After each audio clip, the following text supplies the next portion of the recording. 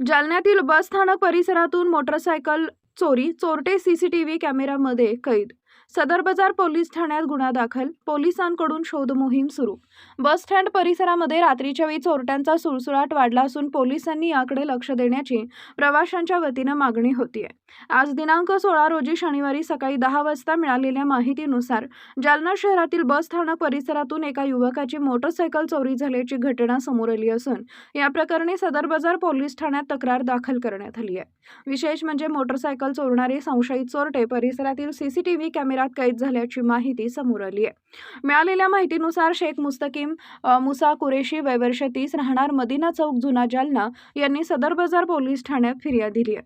त्यांच्या मालकीची हिरो कंपनीची HF डिलक्स मोटरसायकल क्रमांक MH21BE 5378 दिनांक 13 मे 2026 रोजी सायंकाळी 7:15 ते 7:35 सुमारास ते आपल्या वडिलांना बसमध्ये बसविण्यासाठी जालना बस स्थानक परिसरात आले होते. मोटरसायकल लावून काही वेळासाठी गेले असता परत आल्यानंतर त्यांची गाडी जागेवर दिसून आली नाही.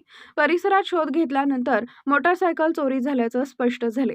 चोरीस गेलेली मोटरसायकल लाल काळ्या रंगाची असून तिची अंदाजे किंमत 35,000 रुपये असल्याचं फिर्यादीत नमूद करण्यात आलंय. या घटनेनंतर पोलिसांनी परिसरातील सीसीटीव्ही फुटेज तपासले असता संशयित चोरटे कॅमेऱ्यात कैद झाल्याची माहिती मिळाली आहे. दरम्यान सदर बाजार पोलीस ठाण्यात काल दिनांक 15 रोजी शुक्रवारी अज्ञात चोरट्यांविरोधात कलम 303(2) प्रमाणे गुन्हा दाखल करण्यात आला असून पोलिसांकडून पुढील तपास सुरू आहे.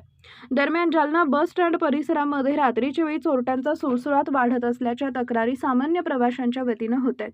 बस स्टँड परिसरामध्ये दारुडे व नशेडी लोकांची वर्दळ रात्रीच्या वेळी वाढत असून सदर बाजार पोलिसांनी याकडे लक्ष देण्याची मागणी होत आहे.